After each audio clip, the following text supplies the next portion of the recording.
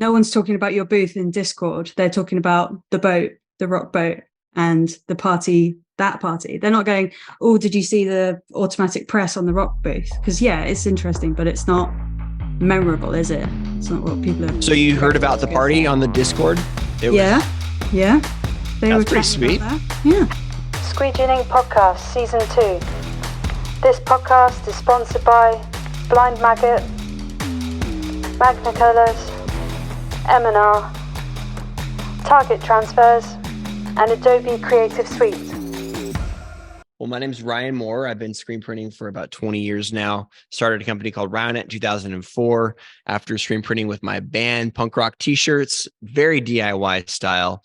That grew relatively quickly because of YouTube and our website, screenprinting.com, and brought Rock into the US. Rock is an equipment manufacturer in Europe. We brought them into the US, became the exclusive manufacturer of the automated equipment in 2012.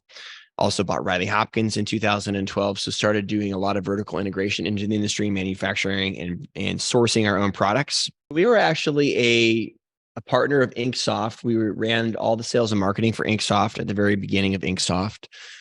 And then we also were a venture, seed funder or angel investor in Printavo. So they ended up not working together in the business, but still work with them today on many different levels. Inktovo, it's called now. Inksoft was more of a marketing and sales agreement. And so we actually had the team that did all the sales and support, and we did all the marketing for Inksoft for the first 2 years. And then Printavo was it was actually just conceptual. And then there was two partners, they ended up splitting up, and then Bruce ended up taking on it himself and finding his own development team. So we were there at the very, very beginning before there was just Bruce. There was another guy that was involved. In 2016, started Allmade Apparel with a group of decorators. And then in 2018, 2019, decided to split the companies up because they're very different things. Selling screen printing supplies and ink and manual equipment is different than large automated systems, which is also very different than making a t-shirt that sells for like $5-6. So we split them up, and now they're different companies, but I'm involved in all of them in different aspects with a holding company on top. And so essentially they're brother and sister companies right now, and also have some new ventures like Made Lab, which stands for Modern Apparel Decorator Development and Education. So Made Modern Apparel Development Education. And we do a lot of testing and development in the industry, as well as educating people on it. So it's a great industry, fun, awesome to be a part of, love talking about it. I never thought I was going to be in it, but I thought I was going to be a basketball player and then a rock star, but now I get to work with both on a daily basis. So thanks for having me on. Oh, no problem. Yeah. So do you think that just from seeing all of this happen over the last 10 years, I think one of the reasons you're so successful, just from my little studio seeing you on the internet, is just that you're very brave in terms of putting yourself out there on the internet and doing marketing. And do you think your marketing and your outreach has been one of the reasons why you're so successful? Yeah, that's a good question. I think that the industry, we're not a super complex industry. We're not super sophisticated, I guess you would say. It's definitely artistic and hands-on. So when somebody gets out there and just shows people how it works and is real with marketing and then education, it definitely relates. And so we were just one of the first people to do that on the internet. That had been done before physically for years by many people. Scott Fresner was one of them that I took classes from and that I read books from, but we were just one of the first people to do it on the internet. Now tons of people do it. So, but the way that we market the brands still to this day is those are the most effective ways that it works. And we've tried other ways of marketing throughout the different companies, and the most effective are the real kind of salt of the earth marketing approaches. Yeah. So I just noticed that there's a lot of companies now starting to work with people like influencers and all this type of thing. Now they're seeing the benefit of it, but manufacturers make videos and you don't listen to them because the manufacturer made the video, they might put a song over the top, but then they're giving it to influencers and you believe and you can connect with that person. And I think for Ryonet, you are the person that people are connecting to and believing in. But I just think that all these big companies do need influencers and are starting to see the value in them. Yeah, I'm just thinking, is it too late? There's a couple different types of influencers, right? So there's paid influencers, and then there are just natural customer stories. And natural customer stories will never die. It's the best way to do proof marketing. Does this product really work? Does this product really change or do what the manufacturer says it's going to do? And the best case study is to have somebody tell you that. But the problem is that there's also a lot of paid influencers now. And so paid influencer marketing, I actually saw a report earlier this year that is going, that the trust in that is actually going down because people get it. They're like, okay, well, they gave him that product. Of course he's going to use it. Or they're paying her to do that video. Of course she's going to say stuff about it. And I actually became a paid influencer for the first time this last year with Keystone RV. It's a RV manufacturer that makes the largest manufacturer of towable RVs in the US. And so seeing the other side of it's like the most organic. I don't think you have to go out and pay somebody to do stuff. I think you can ask, and I think you can work and collaborate with people to do organic marketing and tell their stories organically versus saying like, hey, I'm going to give you this for free. You're going to do these things. But with that said, there are situations that you have people that are very, very authentic and people that are very passionate and make really good content that are paid to do it. And sometimes that makes sense. It's just, I think there's ways for people to do it more on a budget. Yeah. Because it's like with Allmade, I can see that you're revving up to do like an Earth Day, and that isn't paid advertisement. It's kind of like showcasing real life experiences with Allmade shirts in people's print shops, and that's like super authentic content that people are going to believe because it is literally, you know, a use case for it. So is that why you've like curated things like that? Yeah, Allmade's a good example. So Allmade, we've never paid people to market. You know, we have a few times, but for the most part, we try to create experiences and we try to create connection through the marketing messaging. So the reward might be a trip, to see one of our factories and that's life-changing. That's something that somebody doesn't get to do on a regular basis. And they're always going to remember that. They're not going to remember the couple $1,000s they made off that video because they're going to spend it the next day, or the next week or the next month. It's not going to live forever, where that memory, that experience will live forever. So we've really pivoted from several of the companies, Allmade and then Rock as well, to do more experiential stuff versus paid stuff. Yeah, I think that's probably a really good approach. And it's probably why you're doing stuff like at the trade shows. You probably have a booth there, but really no one's talking about your booth in Discord. They're talking about the boat, the rock boat, and the party, that party. They're not going, oh, did you see the automatic press on the rock booth? Because it's interesting, but it's not memorable, is it? It's not what people are. So you heard about the party on the Discord? Yeah. They were pretty chatting sweet. about that. Yeah. They were trying to guess who was going to like make an appearance and stuff like that in the background. Yeah, try to create, again, that's an experience. And so people will always remember seeing Everclear on the top of the boat, and they're not going to remember the press they saw or how fast the folded bags, they might, but they'll associate it with it. And when they need that thing, like, oh yeah, how's that company had that awesome party at the top of and we saw Everclear, and I knew all their songs and my voice went hoarse and all that stuff. So experiences.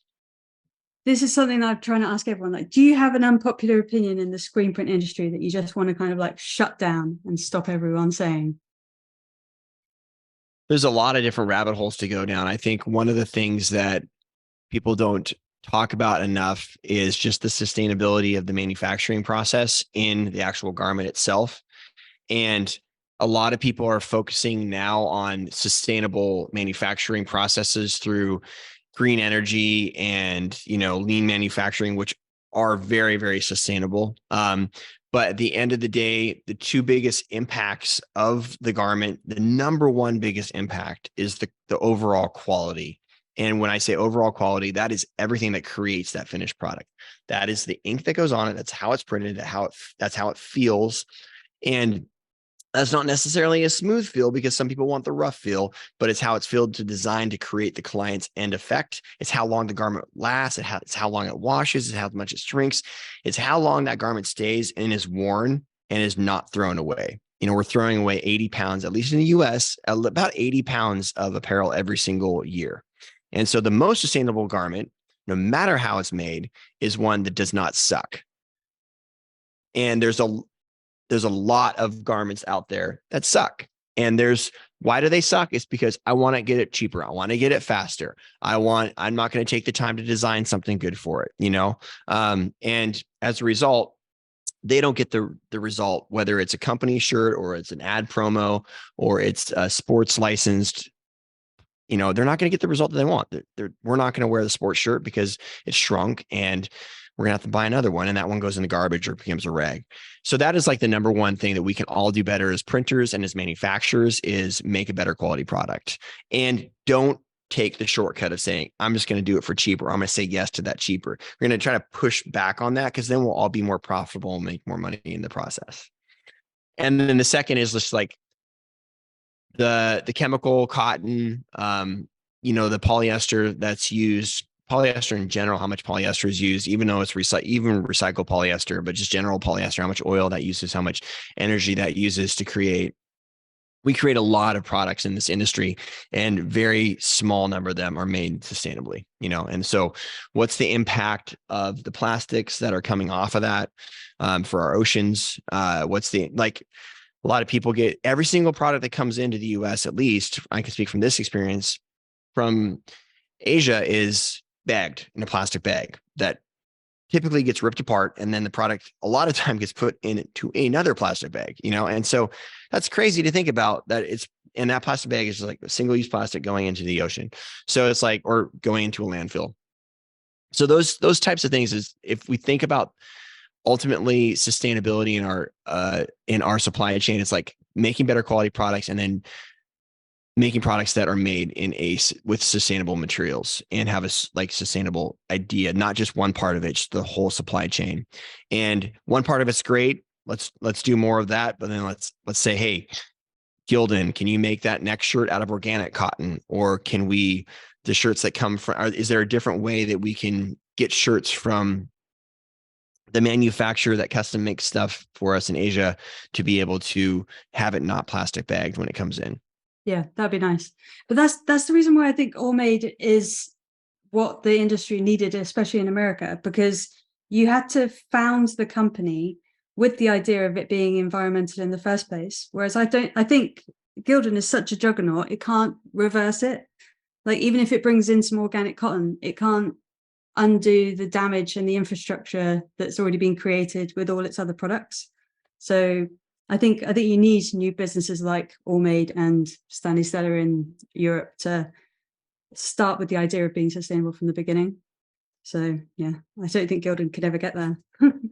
Yeah, and hopefully it influences others to do things more sustainably as well. And I will say one thing that I've learned from the bigger factories is they're actually manufacturing the products more sustainably than a lot of the smaller factories are because they can invest in the green infrastructure, the biomass, you know, generators, the solar panels. You know, our factory in Haiti where we started Allmade, there's no way we could, like, millions of dollars to put solar panels on the roof. There's no way. So we were actually making an eco-friendly product by burning diesel to power the sewing machines to make it, which is not good, right? And so it's really hard to be fully sustainable, but the more we can partner and the more we can get the word out there, the more it will actually happen. But again, starts with making just a really good product that never gets thrown away. Yeah. But that also goes like right through someone's screen print business, from like the equipment they get, even like the tape they use, the ink they use. And it's something you've written about in your book as well, about, I don't know which phrase you say, I think you say buy nice, not cheap. But in England, we say like buy, yeah, it's basically the same type of thing. But you feel like you're actually saving money by buying the cheaper option, but then you use 3 times as much, then it's like false economy. But can you talk to me about like how you encourage people to actually invest properly in their businesses instead of taking the DIY approach where they might be buying cheaper products that don't last as long? Because that's difficult, isn't it? It is. And I've definitely done that. And I still do that to this day. There's things where like you go and you can't get the sustainable solution fast enough, or you can't afford, you don't want to spend, the money on it, or you can't spend the money on it. And so there's not when you can spend the money on something really nice and something really quality, you're going to look at that thing and it's going to stick with you for a long time. And so if you can look at your past experiences and whatever it might be, and then developing that as more of a habit versus a one-off experience, more of a process versus an event, it will, start to pay dividends long-term. Because typically, even though it might cost double, it's going to last 3, 4, 5, 10 times as long, or work better, more efficiently. So don't look at the dollar price, look at what it's going to give you, in result, years served, time on press, efficiency wise, because a lot of times then it's like, oh man, I just tripped over that penny to, I just tripped over that. I just picked up that penny and tripped over $1 or whatever that saying is. No, I found your book really interesting because it wasn't really about like how to screen print. It's how to be a business person who is a screen printer. So you really talk about like, everything. You talk about what good debt is, what bad debt is, how to set up your taxes and stuff. Like, I find that there's a lot of screen printers who start out and they think it's all about learning the craft, but actually it's more about being a really good business person. And then the craft is just the thing that it's the service that you're offering. Like what kind of things are you encouraging people to do to like actually educate themselves on the business side of it? Because there are a lot of resources on the how to screen print side. Yeah, you think about the process and what gives you the most value and where you get the most successful print shops that I know, the owners aren't screen printers. They're like, they own a screen print shop. And when you look at it as business, is actually it's a completely different mindset that you take into it. And it's a lot less about the process. It's a lot less about the equipment. And I think because it is such an engaging process, people get so like sucked into it and involved in it. And that's a good thing. But like, I don't know, you just look at any other industry and look at how a business works. There's very, very few that look at the process. Like we make Riley Hopkins presses at Ryonet. And like I was talking to Chris, our manufacturing head of manufacturing, about the new laser that we're getting installed. It's like a $600,000 laser, state of the art. It's Trump. It's actually the same laser that Rock uses in Europe to create their presses. And it's a German made. And I'm like, isn't it crazy that like we'll go to a trade show and like all these press manufacturers, people will be like so stoked about like a Rock press or an M&R press and like Annettte press, whatever press it is. They're all about this press, and we have events and parties. Like we're building this whole culture. I'm like, you're not going to like the Trump convention and being like, let's go do this thing. And like, it's more of a tool. It's a really good tool, but we're focused on lean manufacturing. We're focused on the result that gets. So I think if we focus more on that as business, if you are running a business, your number one thing is to run that business, or hire somebody to run that business, which still is you running that business correctly. And I think education around that, whether it's school through an MBA or business program, or whether it is a book, the E-Myth is probably the overall best book that you could read about how to, run a business as a business, and it's such a relatable book to screen printers, any business owners. And it is the one that like just kind of changed my course. But I think just diving into education and knowledge is what you need to do. And you can do that for free or very low cost on Audible by reading business books. And you join business groups, whether you're paying. I've been a part of a business group called Vistage, which is pretty good investment, but there's also free versions of that at different levels. So I know there's Shirt Lab, which has its own like kind of mastermind group here in the US. I'm not sure you guys have anything over there in the UK that's similar to that, but stuff like that is invaluable. Yeah.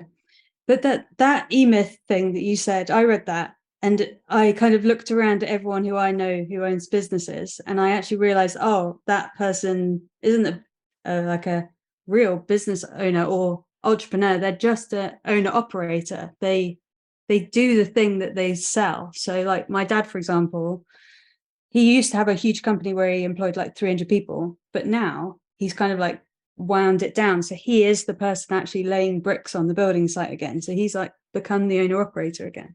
So what would the first hire be if you were like me in here and my aim was to be printing t-shirts for other people, but I was like stuck on the press? I was like, okay, well, I have to get the jobs done, so I can't. You kind of have that feeling where you don't think you can afford another person because you're barely paying yourself, that kind of thing, if people aren't paying themselves yet. It's like, who is the first person you hire? Is it an assistant, or I don't know? Yeah, in your opinion, who it is? Well, I think you can go through, there's a process called the value process that I've typically like done, and I'll take a Google spreadsheet, I'll start it, and I'll put 2 columns up.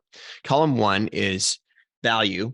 And that's the value that I'm giving. Value ultimately is derived from your customer. So your customer will pay for this. Okay. And number 2 is complexity, or like, how hard is this to do? And so by doing that, you're going to get rid of the skills or the tasks that are the least value and the easiest to do. So if it's 10 value, but it takes 1 to do, that might be a task that you still do because it's so valuable. But if it's only got 1 value and it's so easy to do, like a robot could do it, then that's one that you're either going to replace with a piece of machinery, or you're going to outsource, or you're going to hire somebody to do it. And so that's a really good exercise for somebody to do. And then just look at your competency, what you're passionate about doing, and hire opposite of that. So if you're great on press, but you're not good with selling or engaging with people, hire that salesperson, hire that. Or if you're great analytically, but you're not, a strategic thinker or marketing thinker, hire that marketing side. So hire the competency that you're not good at. Just because an owner could be the printer, but that still means that you need somebody that leads the business. Yeah. Have you ever seen that be successful on a large scale, where like the actual owner is still the printer? Yeah. There's partnerships where a guy will own or a girl will own half the company, and you don't even know they exist because they just love showing up and printing shirts all day long. And the owner, what everyone looks like as the owner, is literally only half or a partial owner. Sometimes the minority owner will be the one at trade shows and making deals and out seeing customers. And the person behind the scenes just doesn't like people, or they don't like to be around people. So there's a lot of instances like that in this industry through partnerships. And some of those happen organically through people that just, meet each other. Look at Apple, Steve Jobs and Steve Wozniak. Like Wozniak was the guy that made it happen. Steve Jobs was the guy that sold it. And so you kind of need both of those things to happen in order to do that. But some happen through acquisition. Like a lot of people that are on more the business side, instead of like trying to build it themselves, they'll just buy somebody that's more of an operator, and they'll make them a partner or a minority partner in their business. And now you have somebody that's like, oh, sweet, I never liked dealing with financials or people. And now I just get to print all day long. And I'm just, these guys are a sales machine, and I can focus on dialing this process in and making the best prints possible and getting them out the door the fastest and making sure my people are happy doing it. Yeah, that's kind of who you're referring to when in your book, when you're kind of saying some people have the profile of they are the craftsperson. They care about the printing, and you need to find, somebody to take up the other roles that you don't particularly like. No, I think that's really clever. Yeah, so basically get an opposite to yourself and don't surround yourself by clones who are all like you. Okay. I was wondering what the kind of like, do you think that anyone could pick up this book now? And do you think you need to modernize it at all for like all the developments that's happened in the last few years with things like DTF and AI coming in and all that kind of thing? Do you think they're disruptors? And do you think we need to change tact in like how we run our small little garment decoration businesses? Absolutely. A lot has changed since I wrote that book. I think I started the book in 2012. And so that's like 11 years ago. I think it finished in 2016, 2017 range. And so even starting to like when it finished, it changed a lot. And then it got reprinted. So we still have about 1,200 copies that we're actually going to sell them on MadeLab because it's made to make it. So it was like, that was had some really good foresight into naming the book. But we're planning on updating it and making it for this modern. So there'll be like a 2.0, kind of like the E-Myth Revisited or Made to Make It Revisited or something like that. Yeah. Something with a spin on it. But right now it's actually not, I don't think it's available for sale because like it had to go to reprint and the team at Ryonet didn't want to do a full reprint. And so like we bought them over at MadeLab and we were going to sell them, but we never got them up on the site. So we're going to definitely do that at least for now. And then we'll figure out, we'll start working on the 2.0 version. Okay. But like, say if you are coming into the industry now, I think people are going around trade shows and for example, in the UK, we've got one big trade show and there's like one stall with a press on it and there's 30 stalls with DTF machines on. So it's quite difficult to see as a new person that screen print is more like a better, method. So like, what are you seeing that? And how are you still selling screen print as the go-to like technique? Well, it's still the easiest, fastest way to make a t-shirt once you get the screen made. And so when you're looking at cost per print, I mean, it's the same thing happened when I actually got in the industry in 2004, 2005, when DTG was doing the same thing. And so we don't know what's going to happen with the technology. Like the same exact thing happened with DTG. There was tons of people that had DTG. We were one of the people that had a DTG printer, and they were all like modified printers of an Epson or some other. Brother was the only one that had the actual one start to finish. I think the same thing is going to happen in DTF where you have like all these just kind of hybrid, like just modified printers and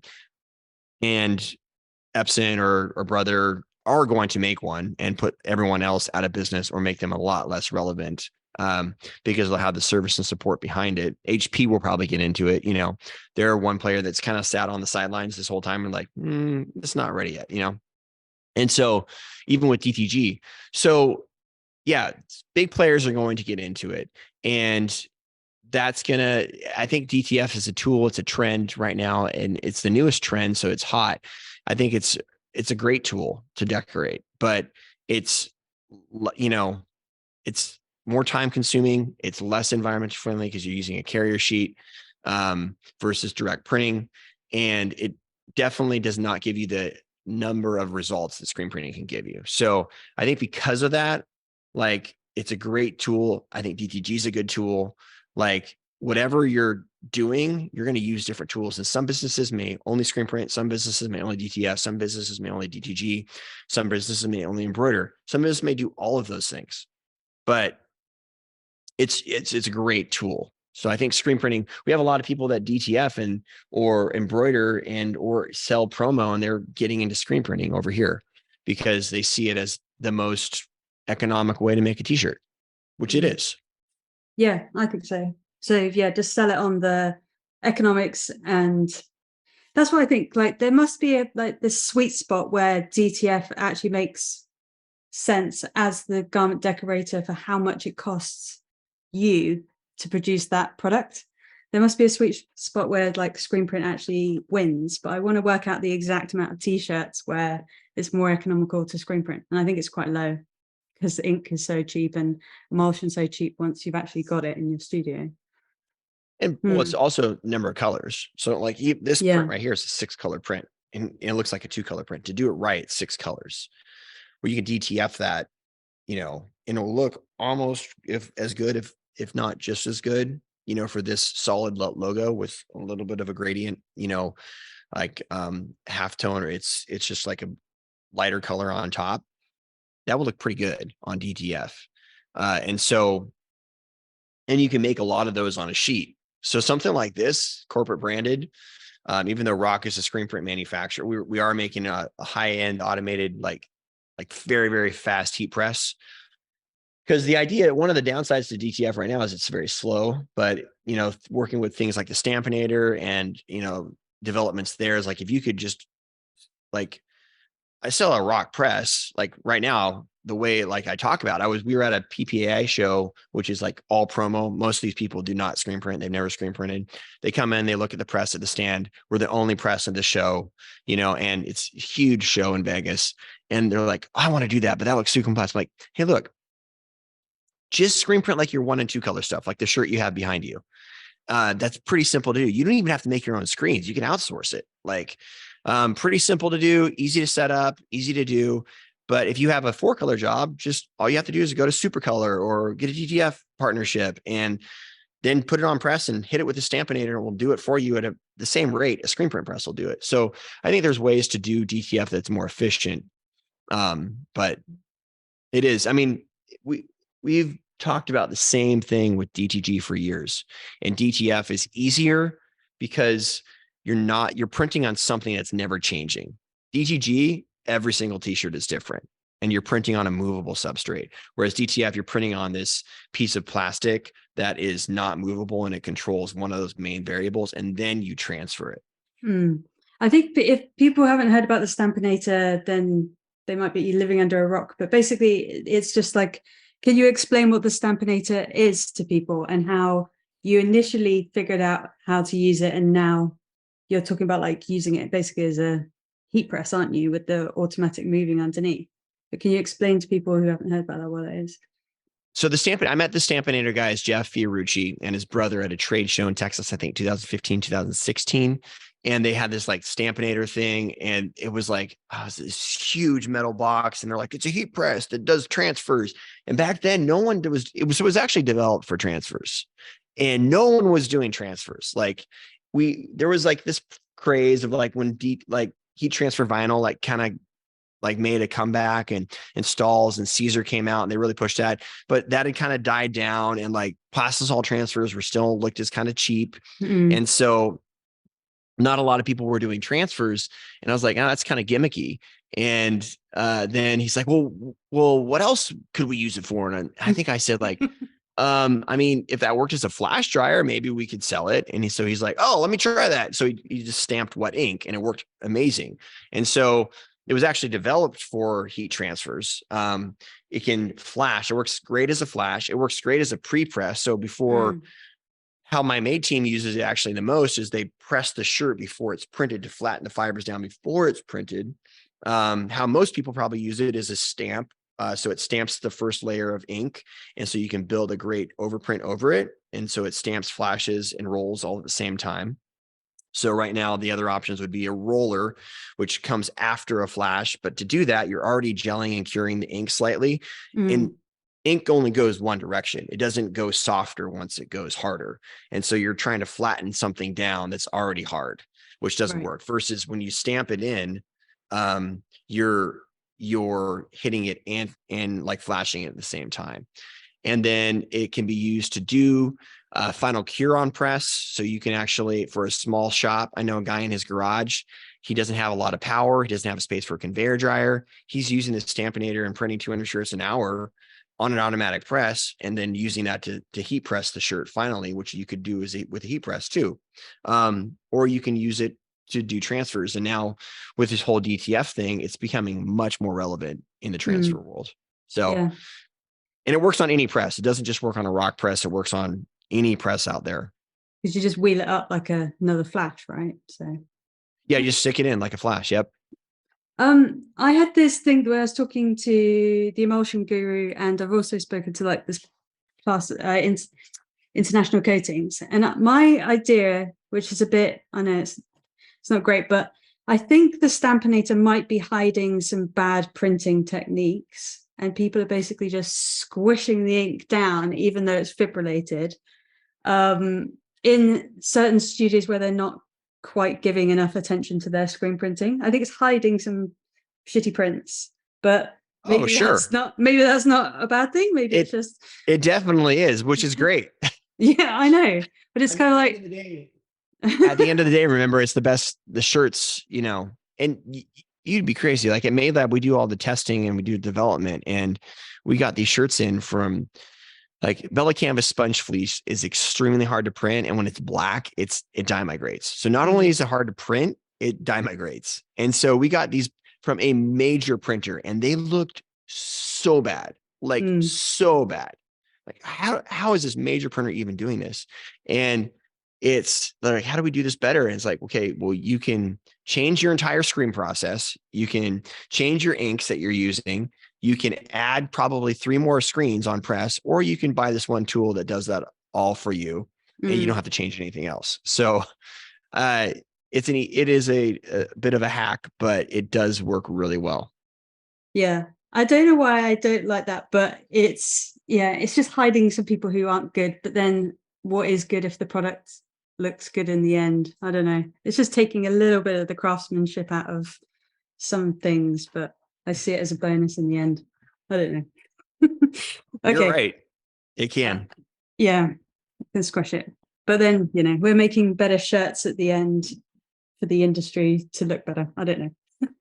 Can you talk to me about how you're using different social media platforms other than YouTube now? Because I can see that you're kind of like skirting around some of the newer ones. Like, how are you focusing your marketing efforts at the moment?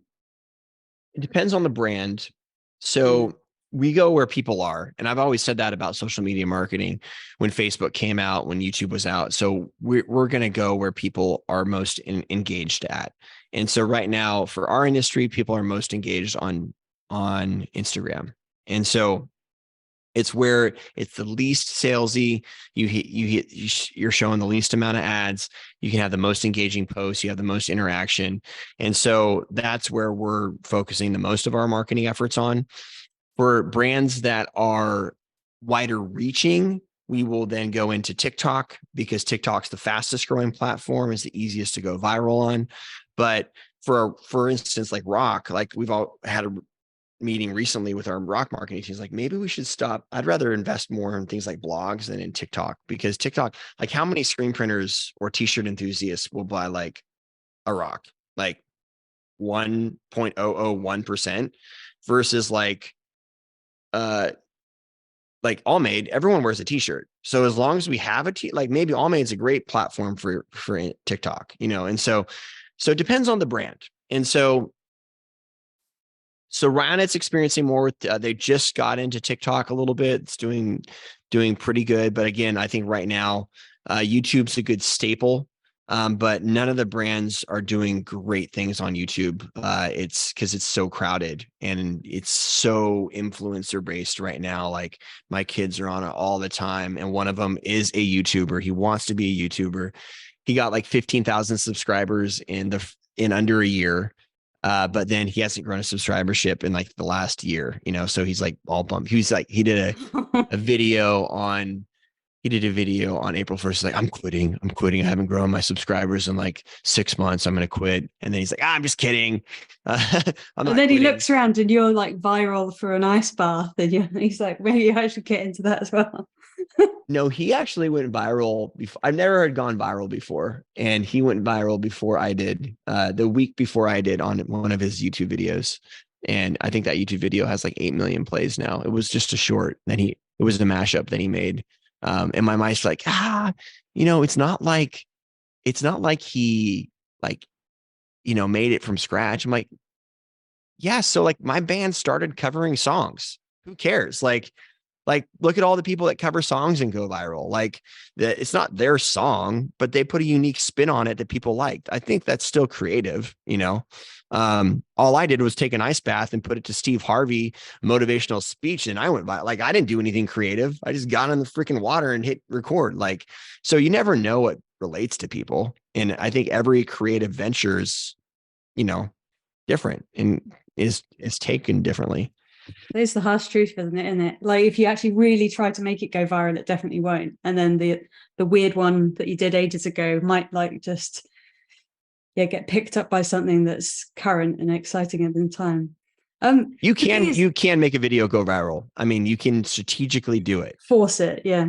I've seen it, but no, it's like it takes a plan. You know, one of our video editors, Drew the director. You can look at him on TikTok. Drew the director. He made a viral campaign, and it did exactly what he thought it was going to do. And he invested a ton of money and ton of time, and it looked awesome, and it went viral because he planned it out. I mean, it could have not gone viral, but you can do it. I would actually say about that, because you just said like you wouldn't probably do YouTube videos for rock, but if I was buying a really expensive auto, I would definitely go straight to YouTube to check it out. Like, no, we do YouTube videos for rock. We just don't do as many. We do every video that we post. It's just not as engaged with. So we're there because of that reason. Not getting the views, and we're not getting the interaction that we get on Instagram. Has that been like quite a challenge, like figuring out like business to customer, and then knowing that actually those customers become like big businesses and you've got to actually communicate with them in a different way? Because surely people have grown with you from being like a hobbyist in their garage, and now they're like, no, now I need to have a serious business talk. Like, how are you speaking to them in a different way as they grow? Some of it's the different types of marketing, the different channels. So we have personas in the kind of business segments in each business. And some of it's the businesses. Like Rock caters to a different level of business than Ryonet does. So that's one of the reasons why the company's split up, is because Ryonet caters to more of the startup market, screenprinting.com, and the consumable everyday user, whereas Rock caters to more of someone that's very, very serious about it. And whether it's their first automatic press or they're buying 20 of them, they're making a 6-figure plus investment, you know? And so we have to build a completely different way to talk, completely different market to that buyer or that sale versus somebody that's buying a quart of ink. Right. Okay. That's how you split it up. But there was a time when you had Ryonet and you were still selling like M&Rs and stuff. Like, how did you, this is like a really big question, but when you've had business relationships, have you found the ones that work out the best are the ones that you've sought after, or the people who have come to you with ideas in general? Like, which ones work out best in your experience? Ones that you're passionate about. Okay. You know, the Stampinator, they came to us, and I thought it was a dumb idea, like I told you earlier, but it's kind of turned out great on several different levels.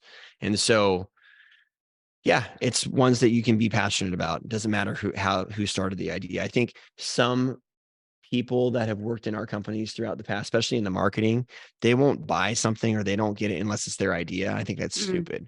I think that, you know, any idea is a great idea.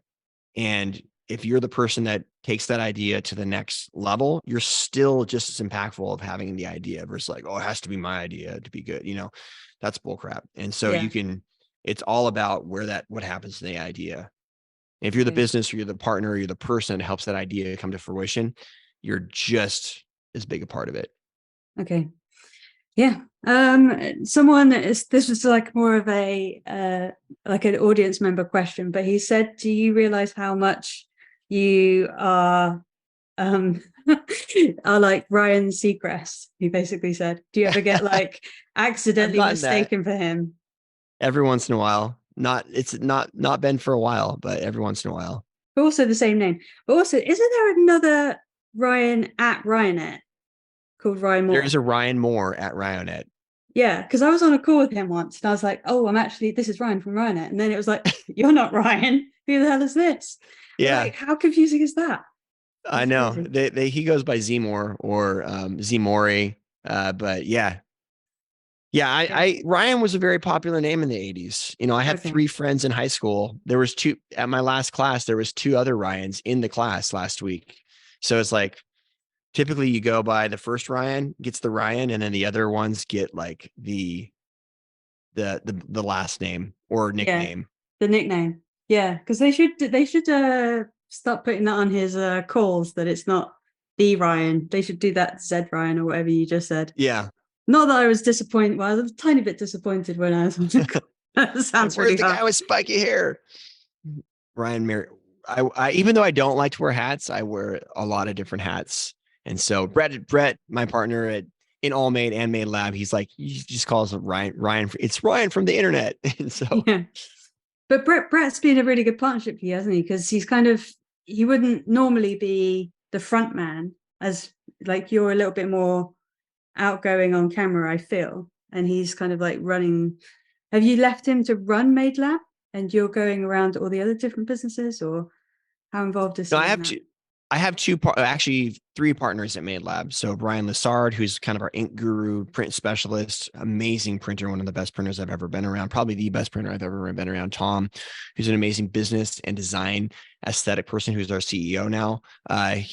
Tom and Brett founded it, and then they brought me and Brian on. So they brought me on for the education and kind of the marketing side, and they brought Brian on for the technical and testing side. And then Brett's actually way better front man than I am. Like, so when we're teaching a class, like I actually let him do it or Brian do it. And I just make sure everything happens and people are greeted and happy around it. Like he'll be like quiet and really introspective when people are coming in and not really want to talk to people. I'll be talking to everybody and making sure they have their seat and, learning where they're from. But he'll just jump up on stage or jump up in front of the class or in front of a press and just start making hilarious comments and engaging with people in a way that I can never think of, or I have to practice. And then when I practice, it comes off not authentic. So he's by far like the best presenter out of all of us, most natural. And then Tom's more on the design, how we look, how we're presented. And then Brian's more on the technical. So we all have different aspects. And then we have about 12 people on the team now in total as well. So we have different team members doing programming and development of websites and training programs and things of that nature. So they're like literally building out all the courses and infrastructure. Is this supposed to be like a degree or like a certain qualification that you get when you leave Made Lab now? We're working on certifications. That's one of the things on our roadmap. But what we're working on now is taking our physical events. We did 28 physical events last year and had over 2,400 people come through those. But you can't come because you're across the pond, And so what we're working on is virtualizing the physical in both our training programs and our events, and making more of a platform where we can actually give anyone access to that and anyone access to that information. And part of that platform will be a live event or a live training course, but you don't have to come to the live training course. If you come to the live training course, you get to be a part of the platform. If you hire us to come into your shop and do a full training and support series, whether it be on Waterbased or lean manufacturing or setting up your shop, then you'll be a part of the platform. So anyone can be a part of the platform, and there'll be different levels of engagement in it to give more value. So we'll start there, and then we'll work towards certifications. Do you know how you keep saying about like lean manufacturing and stuff? Is that from mainly looking at like Paul Akers and how he uses lean manufacturing? Is he one of the people that you look to find resources on that? Yeah. I was definitely into lean manufacturing way before that. Actually, Poly One was they when we had a relationship with them and Willflex at Ryonet, they actually brought our team and paid for our team as customers to become lean manufacturing Six Sigma black belt certified. And Chris, who I referenced earlier in the call, he went through that program. It's a 6-week program that we went to their institute and got certified. He's still using it today. Paul Akers makes it fun and easy to understand. So I love Paul Akers. When I heard him, I was like, oh my goodness, I just learned more in the last half an hour of listening to 2-Second Lean than I did reading 6 books on lean manufacturing, And so I love what they've done over there at FastCap. And we had him talk, and Luke, his integrator person on the ground, talk at the last Print Hustlers, which was one of the first things like, man, we got to make a way for more people to see this, because only 200 people are seeing this right now, and everyone can benefit from it. And he actually did a video talk. He didn't even come in live. Yeah. He did Paul Akers did a video talk. Yeah. He doesn't want to travel. Puerto Rico. Yeah. I actually started doing live content and stuff from having Well, those club room things, Clubhouse. And we used to just talk about lean manufacturing, but there's so much content there, you'll never run out, because it's like, what did you do that's lean this week? And then we'll all just give each other a tip. And it's like the best content possible. I think it's a really valuable resource because it's like a mindset. It's just a way of approaching anything. I think it's so like top few books. What are you going to say that they are, like top 3 books that people should read? E-Myth. 2-Second Lean. And one more thought process. Start with why. Start with why. Yeah. Yeah. Simon Sinek. Yeah. Okay. Like, is that the one where you say like ask why 5 times? Is that one? No, it's just like, why do you exist? Like, in some just, like people buy what they don't buy what you do. They don't buy how you do it. They buy why you do it, so they align with your physical, like, reason for being, your mission, your purpose, whatever, your why, and so I think that that's just such a well put book and very engaging. He's a great speaker. When you're listening to it, there's a great TED talk on it, that I think one of the most watched TED talks of all time on Start With Why. But so you have like more like how to do the business, how to do the process, and then why, those are like the top 3. Yeah. And I think a lot of the other business books, because once you read like 10, 15, and then you're like, oh, they're all just telling you what the other business books told them, so they write their own book, and it's all just a regurgitation. So I feel like there's the core ones, and then it is. I like, it's hard. I haven't read a really engaging book for a long time. It's been B 2.0, which is kind of like Jim Collins. I think Jim Collins is one of the best business writers. So you could read any of it. If you're like, go read one author, I'd say read Jim Collins. But he's B 2.0, which is Beyond Entrepreneurship 2.0, was a really good book that I read recently about a year ago. But I used to just, when I was reading books so much, I get like so jacked on like a new book. One book that was one of my favorites that came from your neck of the woods is Business for Punks. And have you read that book? Punks? No. Oh, it's so good. It's the Brewdog story. You're a bit of a punk, Brian? Do you still think you're a bit of a punk? Little bit of a pop? I'm a pop punk. I'm a little pop punk. And so, Business for Punks is such a good book. Such a good book. Yeah. I like all the Mike Michalowicz ones because he kind of like takes a reasonably deep kind of idea, and then he like just paints a little story around it, so it's easily palatable. But can I ask, if I was to interview someone next who you haven't seen interviewed much, who might be a bit quiet and difficult to get on, like who would you want to see interviewed in our industry? It's a great question. I think Andy Rudman has done a great job with the Shirt Show. And I think he's the one that's doing all the interviews now. And he is pretty quiet. If you're just ever around him, I think he'd be awesome to interview from the other side, because he's always the one doing the interviewing. And I think they've done a great job with the Shirt Show. Yeah. So. Yeah, it's weird. So he's actually turned up on the most content, but he's never been asked the questions himself. But then you can kind of glean little bits in the questions that he's answering. Yeah, I think he's an extremely smart guy. Dylan's awesome too, but I think Andy's, and I've known Andy for a long time before. I actually met him through Allmade. We targeted ShirtCon because they were like had a really good Instagram channel, and met him at a trade show, and then went and visited his shop a few times. So great guy, great team. Brilliant. Cool. I'm probably going to think of loads more questions as soon as I let you go, but I feel like I've taken a lot of your time. I really appreciate talking to you. Yeah, thank you. Thanks for the opportunity to talk, and have a good one yourself. Cool. Okay. Thank you so much. Okay. Bye. See ya.